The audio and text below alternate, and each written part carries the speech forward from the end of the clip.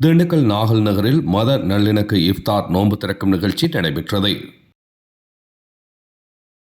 ரமலான் மாதத்தில் இஸ்லாமியர்கள் காலை முதல் மாலை வரை அன்னம் ஆகாரம் இன்றி நோன்பிருந்து மாலை வேளையில் நோன்பு திறப்பார்கள்.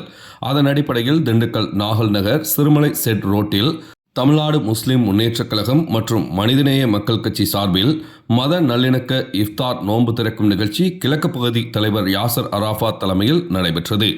அப்துல் ரஹ்மான் யூசுஃபி, நிஜாம் மைதீன் உமரி ஆகிய இமாம்கள் நோன்பு திறப்பு நிகழ்ச்சியில் சிறப்பு தொழுகை நடத்தினர். திண்டுக்கல் மாநகர மேயர் இளமதி ஜோதி பிரகாஷ், காங்கிரஸ் மாநகர மாவட்ட தலைவர் மணிகண்டன், திமுக பகுதி செயலாளர்கள் ராஜேந்திரகுமார், ஃபஜ்லுல் ஹக் உள்ளிட்ட பல அரசியல் பிரமுகர்கள் நோன்பு திறக்கும் நிகழ்ச்சியில் கலந்து கொண்டனர். ஜாதி மத பேதமின்றி 500க்கும் மேற்பட்டோர் நிகழ்ச்சியில் கலந்து கொண்டு நோன்பு திறந்தனர். பேரிச்சம்பளம், திராட்சை, அன்னாச்சி பழம், சர்பத், ரோஸ்மில், கஞ்சி, வடை உள்ளிட்ட உணவு வகைகள் நோன்பு திறக்கும் நிகழ்வில் வழங்கப்பட்டது. நிகழ்ச்சி ஏற்பாட்டினை மாவட்ட தலைவர் ஷேக் பரீர், நிர்வாகிகள் இமாம், முகமது, ஆசிக் உள்ளிட்ட கழக நிர்வாகிகள் செய்திருந்தனர். திங்கட்கிழமை காலை 6 மணி அளவில் கிடைக்கப்பெற்ற தகவல்.